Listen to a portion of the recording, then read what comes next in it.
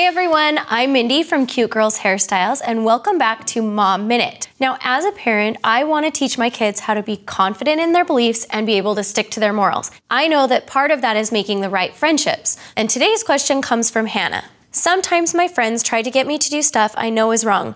I don't want to do it, but I don't want them not to like me. Help! So I think it goes without saying that everybody is different, which means everyone's moral system and what they feel like is right and wrong is going to be slightly different. So you have to determine whether they're doing it because they just have a different value set or whether they're trying to literally sabotage your morals and make you do things that make you really uncomfortable. For example, when my girls were younger, we didn't want them to watch PG-13 movies when they were like, 7 or 8.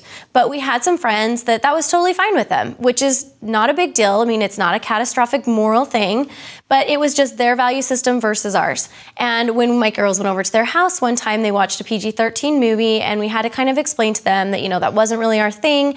And then they were totally cool with it. As soon as they understood where our position was, then they were great about supporting that position and being helpful to us and not showing our kids those movies anymore. It can be a situation like that, or it can be a much more detrimental situation where they know what your values are and they just don't care. A true friend is going to stick up for you and your morals, regardless of whether they're their morals too. I don't care what religion you are, or if you don't have a religion at all, or anything else. If they're a good friend and they know that you feel strongly about something, they're going to support you in whatever that is. They're not going to be mean to you and berate you for it and try to get you to do exactly the opposite of that. So in my house, we don't really swear. That's just not our thing, and then we encourage our kids not to swear. But we also recognize that lots of people do, and you can't always control what's happening around you. And they were on the bus one day, and one of their friends that had been at our house and knew that swearing kind of wasn't our thing actually stood up on the bus and was like, "Hey, stop swearing. These girls don't swear."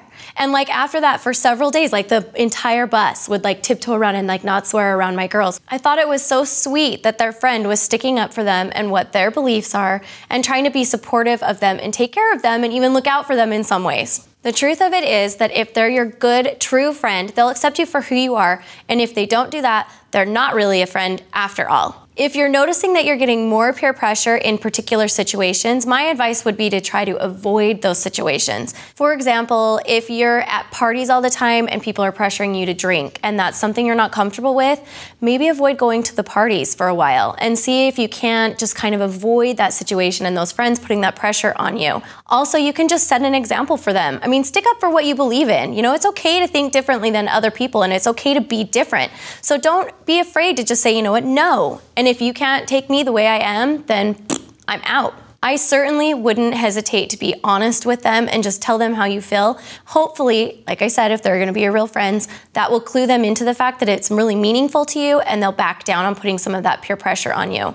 And don't let it just happen. I think kids nowadays, everyone says, oh, it's normal for everyone to be drinking or to have sex or whatever. And in reality, it maybe not be that way at all. My girls recently had a little class at school where they had them do these anonymous surveys. And a few weeks later, they came back with the answers from the anonymous surveys. And it was surprising to my girls because a lot of kids act like it's really normal for all of these things to be happening in junior high and high school. And in reality, when they actually answered those questions, most of them weren't doing it. So if your friends are telling you come on, everybody's doing it, maybe think twice about it because that might not actually be the case. The worst part about going along with your friends is that in the end, you're just gonna feel bad about yourself and the decisions you've made because for you, they weren't right. So just stick up for yourself, do what you know is gonna make you feel good and positive, and don't worry about the rest. And if that means finding new friends, so be it. I hope this advice helps you.